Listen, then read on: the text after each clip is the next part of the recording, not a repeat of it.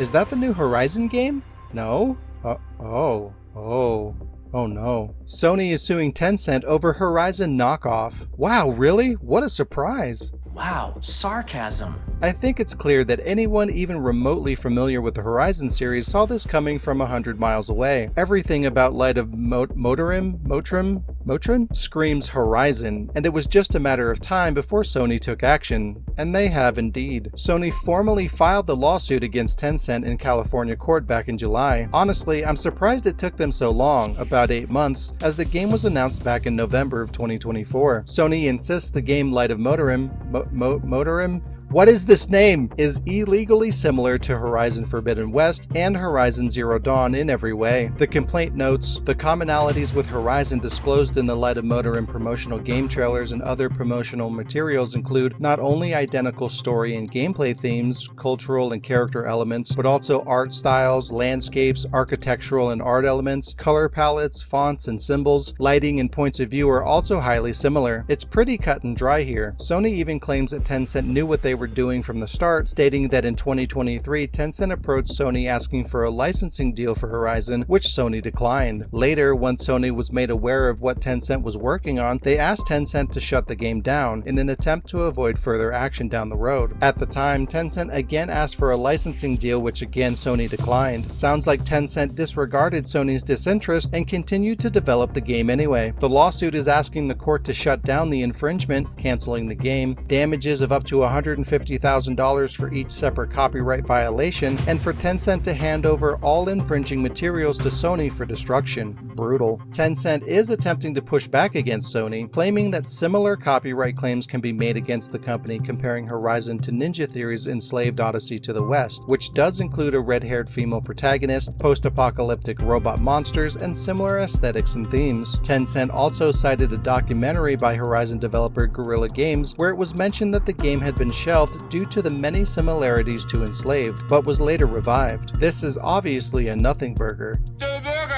It's not even remotely the same situation. Meanwhile, as Tencent tries to push back, they quietly updated the game's Steam page to make it look less like Horizon. Clearly a move made by an innocent party. Screenshots and trailers were removed, the description was completely redone, and even the game's cover art was drastically changed. Again, a very innocent and not guilty thing to do. Obviously, Sony dismisses Tencent's claims, calling them nonsense, stating that the damage is done, and it continues. The lawsuit currently stands.